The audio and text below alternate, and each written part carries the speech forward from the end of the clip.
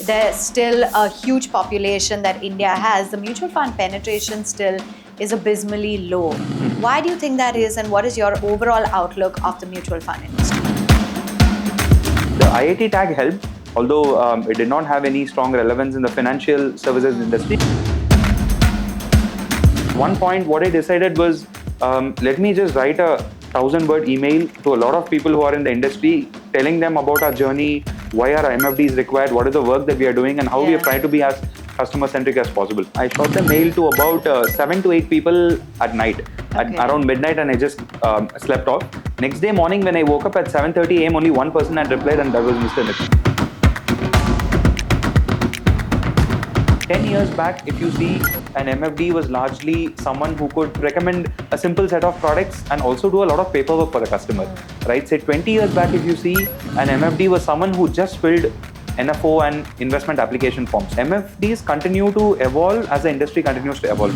So today what I see is the new generation of MFDs who are coming in are largely preferring to say that I just need some tech platform where I can plug and play. I don't have to worry about anything else. AssetPlus stands as one of the best options available.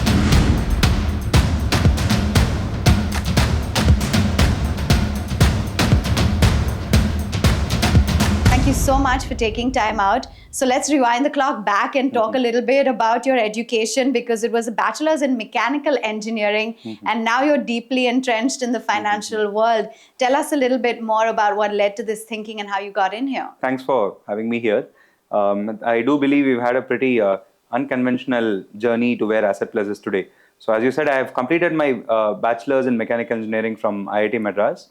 I would say dialing back to 2010. So 2010 to 2015 is when I did my BTech plus MTech, in fact, in IIT Madras. So pretty much most of the folks who had come in and are taken in non-circuit branches like mechanical and chemical engineering, unfortunately or fortunately, result in doing something in non-core. So engineering prospects wise, we identified it's not too much of our interest to be able to do that as well. But at the same time, even from prospects, you had to go out of India to get your masters and PhD done for better prospects. So we figured, okay, we want to remain in India for sure. So we were kind of looking at what else can we do, and it was quite clear for us that mechanical engineering is not going to be our thing of sorts. So with that in mind, what did help is when I was looking at, is there something else I can spend my time on? That is where I got connected to a lot of people I knew already from Chennai, because me having done my schooling in Chennai and moved on to my college in Chennai, I knew I had a good social circle. So me having cleared IIT JEE did make some form of a noise in the community. So at one point there were a lot of juniors who were quite keen to crack JEE, and I used to get a lot of informal calls from folks asking, okay, what was your strategy? How do I prepare for it? Yeah, I think some help I was able to extend. So they looked up to me in some sense. So what started out as a very, very informal chat I used to have with multiple juniors. Like I used to spend like half an hour, 1 hour telling them these are the topics you could focus on. This is how you'll have to prepare. This is how you'll have to like strategize around your exam and so on. Started out very informally. This was my end of my second year. But quickly what I understood is just giving them some broad surface level understanding of the exam wasn't sufficient. So many of them had deep doubts about concepts. How do I solve these kind of problems? How much time should I dedicate to prepare and so on? So that informal arrangement I had with them quickly moved to something a bit more formal. So that led me to have a private tuition center. This was in my third year of college. So started out by tutoring about 4-5 folks over the weekend. And that quickly moved to like 20-25 people I was tutoring on a regular basis. So that's where I got, that was the first time in my life I got access to some good money. And I started earning. There's some form of a, not a great income, but pretty good income for someone who's been in college. And initial excitement levels, first time I'm seeing money was all about, let me buy my a new phone. In fact, I remember getting my first MacBook back then, did a bit of travel. Eventually the maturity set in, saying that okay, I should be doing something a bit more meaningful with the money and just not wasting it away. And that's where I got introduced to mutual funds by a family friend. So and I did not know anything about this at all. I was just casually, even parents were forcing me to do something useful with the money and invest. And one of the family friends ended up who I ended up meeting in a function was talking about, hey, why don't you try this? Did you know that there is something called SIPs, something called mutual funds and so on? Back then, I made my first investment a little more than 10 years back. Not from the perspective of let me get great returns, but there was some person saying, hey, if you do this, you can, make better use of your money. I trusted him because he was someone known to us, and that's how my first SIP investments began. Okay. And since then, I think I developed my own form of interest in mutual funds, started looking at it more deeply, and a lot of things happened in between that led us to take a decision. Okay, let's base our career itself in the mutual fund industry, and I think that's what has kind of eventually led us to where we are here today. You better thank that uncle who told you about mutual funds and SIPs, because look where you are today. But you stepped into the financial world at a very young age. Was it? Were there any doubts about being taken seriously by others in the industry, very big established players that you now compete with? Actually, so 2016 is where I decided to become an IFA. Like IFA is what was the nomenclature back then. Now we are known as MFDs. So I did have a bit of a challenge because I did not have a large enough network. I did not have like a financial certification with which I could go and tell people, hey, look, could you give me some money? Trust me with money that I can manage for you. And being a fresher, actually the first couple of years were very difficult because this was an industry that used to be extremely traditional, run by folks who are at least having 15-20 years of experience and so on. So most did look at us as, okay, some youngsters want to do something different, let's see what is it that they do. But we could not really get the attention that we wanted to get for us to be able to grow very quickly back then. The IIT tag helped, although it did not have any strong relevance in the financial services industry. But fortunately, people are like, okay, at least let me hear you out.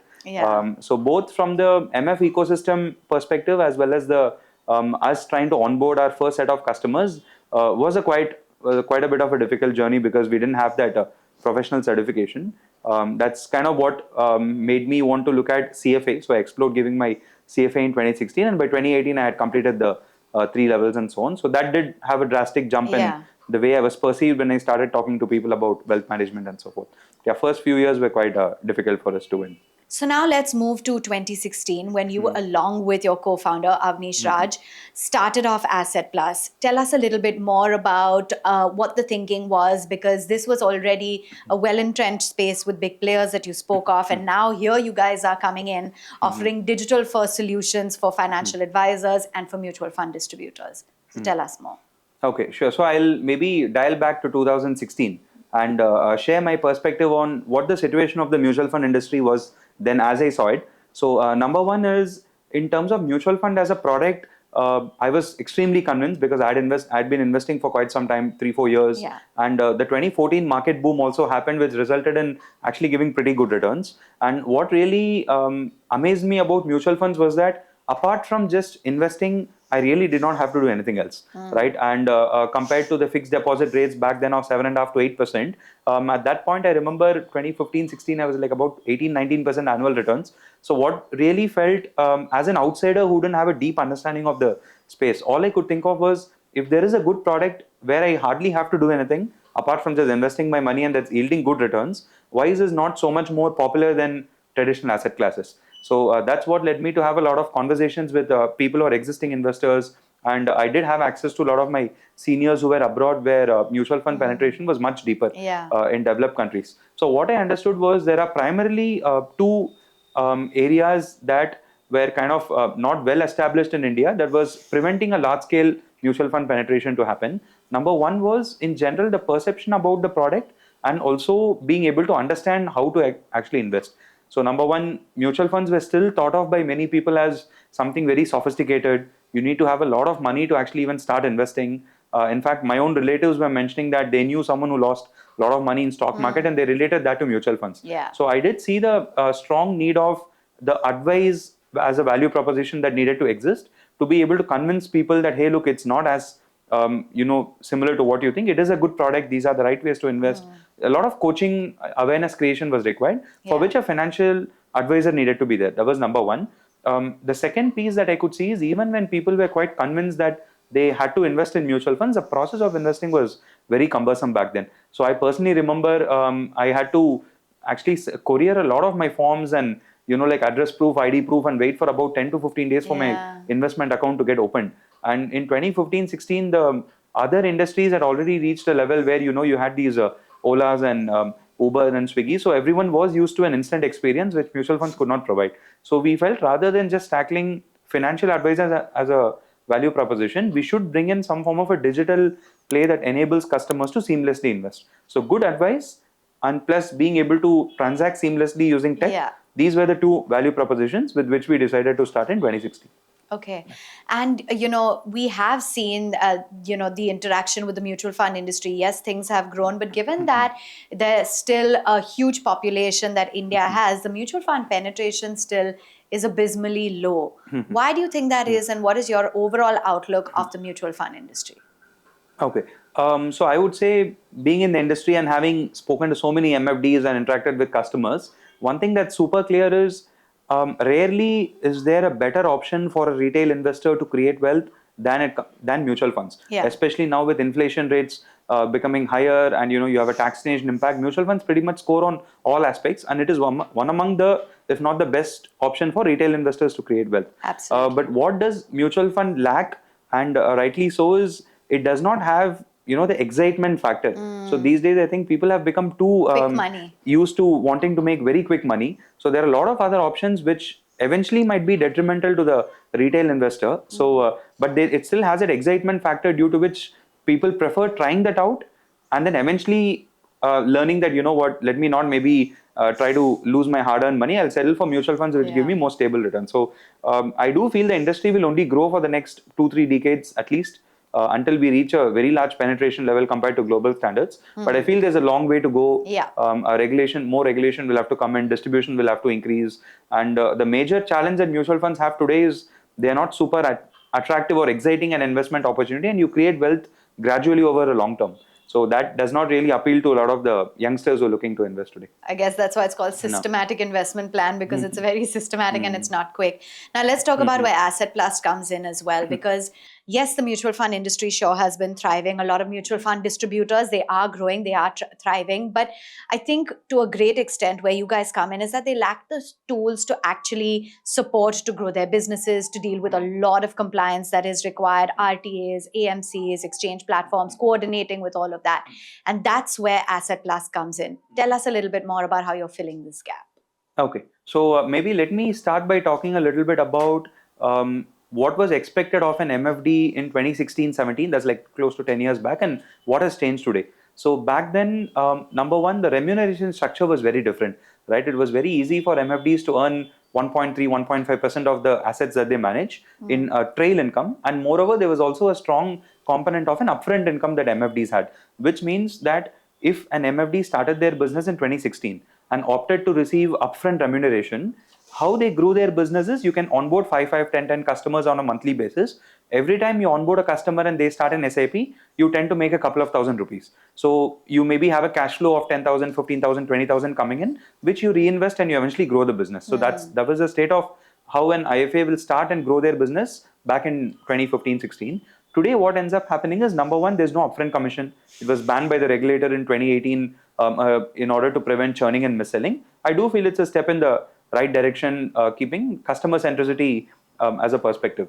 And number two is that trail commissions that used to be 1.3, 1.5% back then have also come down. So today, an MFD who offers a solution of debt and equity for their customers typically makes about 0.6 to 0.8% of the assets they manage. So what is required for today's MFDs is very different, and no longer do MFDs have the flexibility to say, you know what, I'm going to take my time in associating with a lot of different AMCs by myself. I'm going to work with KYC agencies to process KYCs. I'm going to work with CAMS and Fintech to process transactions. I'm going to interact with so many manufacturers. That option does not exist because it eventually becomes quite unproductive. MFD is forced to be able to focus only on client acquisition and managing their clients' investments so that they can grow with them. Okay. Here is where AssetPlus provides a very good solution for them, because we have been able to, over the past 6-7 years, we know what are the areas that MFDs will have to do, but it's actually kind of unproductive. All those areas in terms of offering a tech solution to the customers, handling all the operations in one area, being able to provide marketing solutions so that customers can create brand awareness for themselves and acquire customers. All of those are solutions that AssetPlus offers to an MFD today. So if an MFD works with AssetPlus, the intention is they purely focus on client acquisition and client retention, and everything else is taken care of by AssetPlus. That's how we position ourselves. So it's end-to-end solutions that you guys are providing for financial advisors and their clients. That's right. Okay. Yes. Now, the fact that you have a stamp of approval from someone like Nitin Kamath of Zerodha or Rain Matter, and then there's Bhupinder Singh of Incred. Tell us a little bit more about how those talks were initiated and what it means for AssetPlus to have, the hand of approval by some of these very established investors. Yeah, I think one of strong reasons for our growth has been that we've been fortunate enough to have good long-term thinking shareholders too. Yeah. This actually happened in Jan 2022. So we had started our B2B platform 2019, 2020. Back then, we still had only about 30, 40 crores of assets that we handled. And that was primarily my customers. So B2B assets were hardly 3 to 5 crores. But over a period of 2 years, since the platform was good and we did build a genuine brand as having been MFDs ourselves, we were able to scale to a reasonable number. So by Jan 2022, I think we were about 300, 350 crores-ish in assets. But that is where we felt the confidence, this AssetPlus is in a situation for us to really take the company to the next level. And as being in an industry where the remuneration in forms of trail comes at a later period of time, there was a lot of upfront investment we had to make. So by then we were still a 15, 18 member team working out of a small bungalow. We felt it was the right time for us to, move to more of a corporate entity-ish, and we required funds for that. But there again, my view was that this industry grows steadily over a longer period of time. So for us to be able to exist for say a couple of decades and build something large, the shareholders who come in also will have to have a similar view. So when taking call between working with individual investors versus institutional investors, it became quite clear to us that there will be a mismatch in expectations if we bring in institutional funds at that point in time. Yeah. So we were quite keen to see are there individuals in the industry who understand how the space grows, that MF industry does have a lot to offer, and who also like AssetPlus. So we were scouting out for people, like-minded folks who could help us in this journey. So that's where we came across Mr. Bhupinder as well as Mr. Nitin. Nitin especially, I do remember. So we had wanted to reach out to a lot of angel investors and people who have made their names in the space. But most of them kind of felt that, direct plans and DIY platforms are going to be the next big thing. And, mutual fund distributors and advisors might not even exist. So it was very difficult for us to convince a lot of those angel investors. So at one point, what I decided was, let me just write a 1,000-word email to a lot of people who are in the industry, telling them about our journey, why our MFD is required, what is the work that we are doing, and how we have tried to be as customer-centric as possible. So I took about 2.5 hours writing this email, and I shot the mail to about 7 to 8 people at night, at around midnight, and I just slept off. Next day morning, when I woke up at 7:30 a.m., only one person had replied, and that was Mr. Nitin, saying that this space is of very deep interest for us. So it was just a cold email. It was a cold email outreach that I had done. So he had replied saying, this is of very deep interest to us, and he had put me in touch with the team. And I think that's how the relationship started with Rain Matter and Mr. Nitin in 2022. April, they closed the investment for us. Wow, how proud are you of that idea that you just decided that let me give it a shot, might as well reach out to these people, and then finally to nab, an investor like Nitin. So give us a sense then as to how much you guys have raised so far. Do you have any further fundraising plans? Because it was a very bootstrap mindset, right, at the start? I agree, yeah. So I think cumulatively we have done about like 4 rounds. One was a very small angel round with about 3 crores, and then we did a couple of rounds with where Mr. Bhupinder and Nitin were primary the lead investors. We just closed a round with an institutional investor, now 8 Roads, that got announced in November 2024. So cumulatively till date, I think we've done about 115 to 120 crores of funds. I think that's how much we have raised so far. Yeah. So capital wise, so number one, this is not a super capital intensive business for us because there's not a lot of capex that we need to look at. So and the business model that we've built is also very asset light in nature. So we have our office only in Chennai. All the team members work out of here, this particular office, but we have mutual fund distributors who we onboard across the country. In fact, the fact that it is asset light can be looked at the fact that most of our MFDs in fact come from the West. So Maharashtra accounts for the largest number of MFDs who use AssetPlus, followed by Gujarat, and we are also fairly well present in Karnataka, Tamil Nadu, UP, and so on. So it's an asset-light model. So I do not think we might need more capital for quite some time to come. But rather, we are working now on figuring out what are the best investments we can make with the money that we have raised, primarily focused on training and development of MFDs. I think that's one area apart from strengthening tech and increasing our product portfolio and so on. How do we help MFDs know what are the best ways in which they can acquire customers, the best ways in which they can manage their customers' money, setting up guardrails and training them towards being able to do so. These are some of the areas that we really wish to invest the money in. Absolutely. So speaking of, tell us a little bit more about how many mutual fund distributors you currently have at AssetPlus, and in total, how many users on the platform? So total number of MFDs who have empaneled, so empanelment is the nomenclature used in the industry. So that's essentially the registration. Yeah. Number of MFDs registered with AssetPlus are a little more than 13,000. Okay. And mutual fund distributors who are active on a monthly basis will be somewhere about 4,300, 4,500 odd MFDs. So these are the numbers that we look at. But in terms of cumulative size, say per month, we add somewhere about 200 to 220 crores of fresh mutual fund inflows into the system on a monthly basis. So I think that's a fairly strong number on a pan-India scale. And more importantly, we've always been an SIP first sort of a company. So even when I was an MFD myself, I could very clearly see that SIP is probably one of the easiest ways for the customers to start investing in mutual funds and get a flavor of how it works. So we've kind of learned a lot from that and even positioned SIPs very aggressively to MFDs and to help them position that to their customers as well. So one important metric that is tracked in the industry is what is an SIP book that is built on any platform or by MFDs, which is like the cumulative value of all the SIPs registered. That's a very simple formula. So we have an SIP book of about 80 crores a month, which I do feel is fairly substantial, but still over the next 3-5 years, I hope that the number should grow multifold. So that's where we are today in terms of numbers. Okay, that's amazing. And speaking of numbers, give us a sense as well about the AUM growth, how long it took to reach this milestone. Where is it that you see your AUM growth is well headed, and how you plan to grow your overall registered users and partners? Okay, sure. So in this business, the AUM milestone, which is like most sought after, is essentially in terms of formula, it is just the sum total of all the customers' portfolios, right? So just like how we tell customers, it is going to take some time for you to create wealth, which means it will take some time for AUM to grow. So it's kind of an exponential growth, but a large part of the growth comes in only from the 4th, 5th year and so forth. Okay. Say I remember we crossed 100 crores in AUM in April 2021.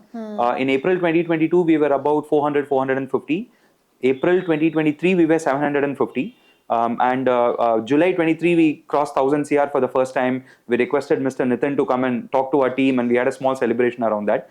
But in about a year and a half since then, I think now we are close to 4,500. So what happens is the AUM does not grow in a linear fashion. So we do hope that putting in the right training in place and enabling that we provide the best services for MFDs and to help them handle customers in the best possible manner, we should target maybe like a 1 lakh crore in AUM in the next 5 to 7 years is what we hope we can achieve. And then you're operating in a space where there are large established players. I want to ask about the competitive intensity. Did it ever give you sleepless nights? What is driving the confidence that AssetPlus is a formidable name within this space and will continue to grow? So I would say, in fact, this is one of the industries where we do not have much of a competition, because the need for mutual fund distributors is just being recognized by the industry recently. A lot of noise that was created was primarily towards direct plans and do-it-yourself platforms for the past few years, which became quite intense from a competitive perspective. So we do have very large established traditional players who are there as on today. How I feel AssetPlus is different is the kind of MFDs we cater to are quite distinct and they are quite different from what these existing players cater to. So number one, the MFD of today needs to have a completely different view on how they are growing their business, right? As I mentioned, they will have to be completely focused on only acquiring customers and managing investments. Anything else becomes very unproductive for them to look at. And 10 years back, if you see, an MFD was largely someone who could talk about basics of mutual funds and who could recommend a simple set of products and also do a lot of paperwork for the customer, right? Say 20 years back, if you see, an MFD was someone who just filled NFO and investment application form. So MFDs continue to evolve as the industry continues to evolve. So today what I see is the new generation of MFDs who are coming in are largely preferring to say that I just need some tech platform where I can plug and play. I don't have to worry about anything else apart from my customer. So for these MFDs who are maybe a little younger in age, who do not require a lot of support on an on-ground level, AssetPlus stands as one of the best options available. So the existing guys are present. In fact, they are growing at a rapid rate as well, but they possibly might be catering to a different set of MFDs who require a lot of support on a ground level. They have a large number of branches that they have opened. They have a branch manager and a relationship manager sort of a system, which is more offline sort of a system they have. So good number of MFDs prefer that. But increasing number of newer MFDs prefer a pure digital model where AssetPlus is very well positioned to help them. Absolutely. The fact that it's paperless, it's online tracking, all of that meeting human expertise. Let's also get in a sense as to how now AssetPlus is contributing to financial literacy. You guys are really making wealth management accessible now to a large part of the wider population, especially in some of the under-reserved regions. Tell us more about that. So what my experience has been in tier 2, tier 3 areas where mutual funds are still very scarcely penetrated is, so we call it internally when we discuss, we call them as relationship markets, right? So a tier 1 customer is very, very different from a tier 2 or a tier 3 customer, because a tier 1 customer is still okay to trust technology. They're okay to get their information from a lot of online sources and maybe dabble around a little bit of their own to develop confidence. But in tier 2, tier 3, what happens is, unless and until there is a person who's able to really help the customer understand, look, mutual funds are a different product. You need to be able to invest in them to beat inflation, to be able to get better returns. The customer does not get convinced to invest a sizable wallet share. So they might start out a small investment amount, because what usually works in traditional areas or in tier 2, tier 3 cities is the word guarantee has a huge pull, right? Which unfortunately mutual funds can never guarantee returns. And number two, a lot of existing larger brands like insurance providers, maybe post office deposits. So these are where most of the tier 2, tier 3 money is, apart from bank deposits. So mutual funds is a bit more sophisticated a product in their eyes. So we do need a large number of on-ground mutual fund distributors who are doing this regular coaching, creating awareness about MF on a ground level to be able to convince them to invest a larger wallet share. So I think that is what needs to happen. So we do hope that by giving the MF distributor all the other, like the plug and play platform and taking all the operational hassles out of them, we do feel we are pushing them to focus only on educating and retaining customers. So in some sense, like it's motivating for us to know that we are at the forefront of the mutual fund revolution that's happening in India. But I strongly feel we need a very large number of mutual fund distributors if we aim to increase our penetration levels significantly in tier 2, tier 3 areas. It's amazing that you said that at the forefront of the mutual fund revolution. And, we have seen as well this rise of DIY investing, robo-advisors. And I'd just like to get in your thoughts as to how you're looking at, some of these tools really evolving within the wealth management industry. So with regard to, they do have a good role to play. So in fact, what we do have to give them credit for is they have made mutual funds not only accessible, but have created significant awareness among them. But what happens, what is a trend that say a retail investor will usually follow while investing is they're okay with maybe starting a 500 or 1,000, or even for an urban investor, maybe even a 10,000 SIP in a platform that is completely robo advisory based, right? But mutual funds at the end of the day have significant volatility embedded, because that's how they are as a product. Over a period of time, when the portfolio size becomes quite large, right? 10,000 SIP over 3 years has become 5 lakhs or 6 lakh. There will come a point where there is significant volatility where the customer needs a lot more handholding. I think that is something we are experiencing today, right? A lot of customers who have been investing for the last 6 months, who have started investing in the last 6 months, are having negative returns. So customers have so many questions in mind. Okay, have I invested in the right products? Should I redeem? Is the market going to fall further? They are really unsure of their decision, and they are also not sure if it is the right time for them to invest more. So there will come a point in a retail investor's life where a coach is required who can handhold them for the long term. And DIY platforms play a superb role in creating awareness and maybe getting the first investment in, but eventually a human advisor is required. So it could be maybe an RIA for few, it could be an MFD for a few, but large part of the population will require a human advisor to be able to coach them towards a long-term wealth creation journey. That's what I believe. Because I think a lot of the part of managing money is deeply emotional, as well as technical. So it is very critical, I guess, to have the role of human advisors. What is the outlook in terms of the factors that you believe regular investors, mutual fund distributors should keep in mind as we are seeing a huge evolution play out within the mutual fund industry?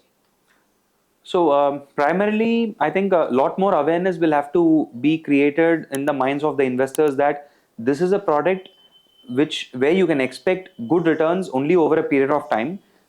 Trying to portray mutual funds as a product that can give you very quick returns is something that's started happening a bit now, but I do not feel that's the right way to do it, because at the end of the day, mutual funds don't give you any sizable value addition in the short term. Mutual Fund Sahi campaign has really enabled customers to trust that, okay, mutual funds as a product is something I can invest in without worrying that, people are going to run away with my money. That has been created with a lot of good campaigns that AMFI has done and mutual fund companies themselves have done. But I think the next wave of awareness campaigns will have to focus on instilling a long-term outlook for mutual fund as an investment. A lot of investors do feel, okay, I've invested for a 15-year goal, right? They do know that their kids are going to get educated 15 years down the line. They'll have to start an SIP now. But within 6 months, they start getting worried, okay, there's a volatility in market, right? So over a longer period of time, the chances of a customer losing money by investing in mutual funds drastically reduces. So a lot of awareness has to be created.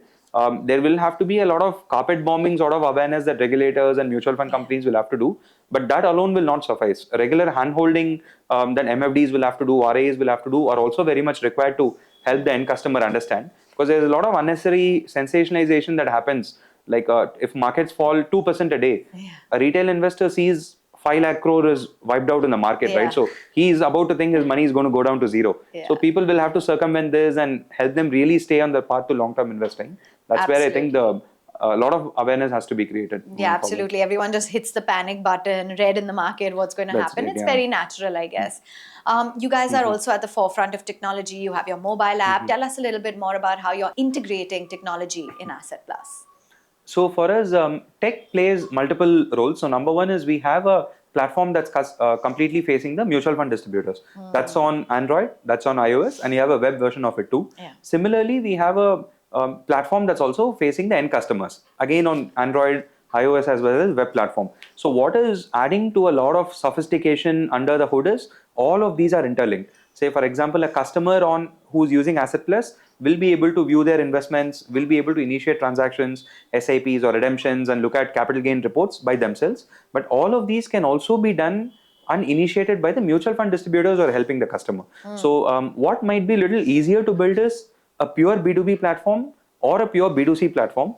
But building a B2B2C platform where everything is interlinked and there are so many market players. We have integrations with BSE, who is a transaction platform for us. We have integrations with 5 KYC agencies, integrations with about like 45 AMCs, CAMS and Fintech. It's a very, very difficult, complicated infrastructure in terms of tech. But we've built it over a period of time, not something that we've just built in a year or two. We've had about 7.5, 8 years for us to build it in a very sensible, sustainable fashion. So I do feel tech has come to an extent where people do respect that, okay, AssetPlus has among the better tech infrastructure, and that's one of our key value propositions, both for MFDs as well as for their end customers. And do you have any targets, any milestones in mind? Can you tell us where you guys are at financially as well in terms of margins, if that's something that you want to share, and what the long-term vision is for AssetPlus? I think in terms of numbers, so for us as founders, we are fortunately fairly young, so we do have time on our hands. We are easily looking at 15, 20 years in the industry, if not more than that. So I think we both are in very early 30s right now. And again, as I mentioned the earlier part, fortunate to have had shareholders also who take a similar view. And I feel 20 years from now, the mutual fund penetration in industry will look much, much different from where it is today. It can possibly grow at 50x, 100x of where it is today in the next 15, 20 years. And we would definitely like to be a part of that mutual fund wave that we are expecting. So a medium-term target for us as a company would be like 1 lakh crore in assets, which could happen in 5, 7, 8 years, depending on the support of the markets. But as a company, we usually do not work with very aggressive targets. We will have to hit it and so on. So our philosophy is more of, if we are able to provide good services to the MFDs and ensure they are educating and providing good products for the end customers, growth is inevitable of sorts. So I think a lot of internal metrics that we track are, what are the kind of research recommendations we provide, how many customers are we adding, the longevity and SIP persistency of the end customers and so on. But from a number perspective, 1 lakh crore in maybe about 7 years or so will be a good medium-term target for us to aim. That's amazing that you guys are not resting on your laurels despite all that has been achieved, and you really have a clear-cut vision for the future. Would you like to share a little bit more about a new MFD initiative that y'all have planned? Oh yeah, definitely. So as I mentioned, one of the areas that we feel a lot of investment will have to be made is it's become fairly clear that for mutual fund penetration to go to the next level, a lot more MFDs are required, because MFDs are the ones who are able to, on a ground level convince an investor that, hey, look, mutual fund is a good product. I'll help you stay invested. I'll give you good recommendations and so on. Without the presence of a very large distribution network, penetration levels will become quite stagnant, right? So although on one side we see that AUM of mutual funds have grown, it's maybe about like 65-70 lakh crore today, a lot of positive news. On the other side, if you look at how well the industry has given returns, right? In 4 years, multiple mutual funds have actually doubled your money. Like say, this is actually a really, really good thing. Imagine retail investors in India are having access to a well-regulated product with good liquidity where they can invest and redeem anytime. They don't have to be worried that someone is going to run away with their money. And this product has actually given more than 100% absolute returns in 4 years, right? Something of this sort should have a much, much larger pull among the investor community than what it has today. So we are adding maybe about like a 75 to 80 lakh investors on a yearly basis is what I understand from mutual funds. I feel this is just not enough. So one of the core focus areas for AssetPlus the next decade is going to be how do we not just work with mutual fund distributors who are coming into the industry of their own accord, but AssetPlus itself will have to get into creating the category of MFD. So like say, how can AssetPlus create the next 100,000 MFDs is something that we are taking quite seriously. So we are working with Mr. Nitin. There are some initiatives planned, and we hope to be able to make a big dent in that space as well. So far, I think amongst 1,800, 2,000 MFDs who come into the industry every month, about 500 of them choose AssetPlus by default. So we've got a fairly reasonable market share. But for the next phase of growth of AssetPlus as well as the MF industry, we'll have to see how can the 2,000 MFDs a month become 5,000 or 10,000 MFDs, because that is what is going to enable a lot more of millions of households to have access to mutual funds as a product. So we will have some exciting news over the next couple of months to show where we are venturing into creating MFDs as an additional category itself. Okay. Looking forward to a lot of that. And just a final word from you. I've noticed, Vishranth, that with all you've achieved, you guys are so humble and, have really created some wonderful milestones. You said that when you started, you never dreamt that you would get this big bang, but here you are, having, being at the helm of a company like AssetPlus. What's your advice to other founders, to other entrepreneurs who are starting out their journey?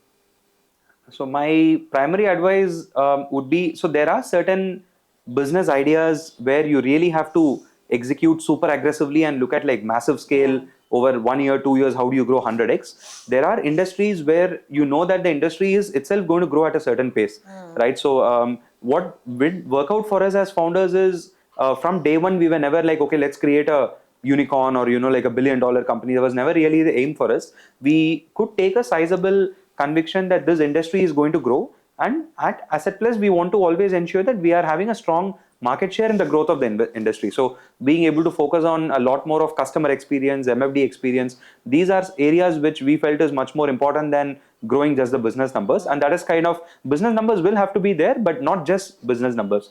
So maybe for founders who are coming in, one of the advice I'll have is in terms of working with investors or in terms of fundraising, there are a lot more opportunities available today where you can raise what we call as very patient capital.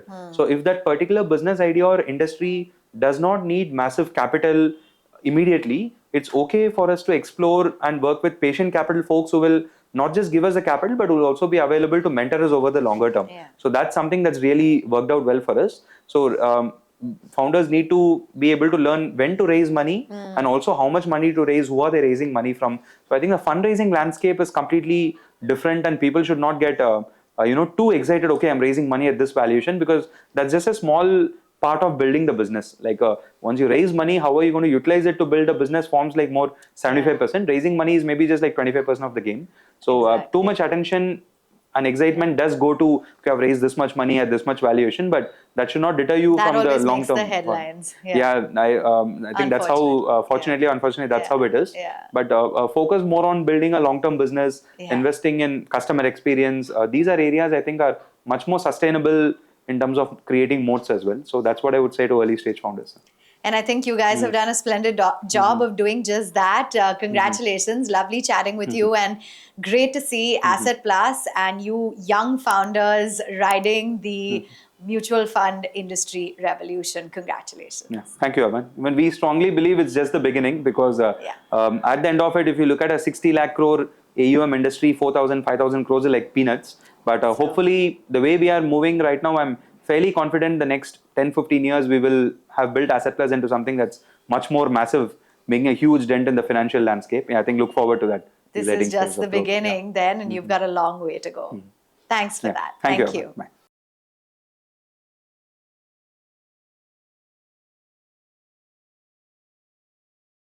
Mutual fund investments are subject to market risks. Read all scheme-related documents carefully.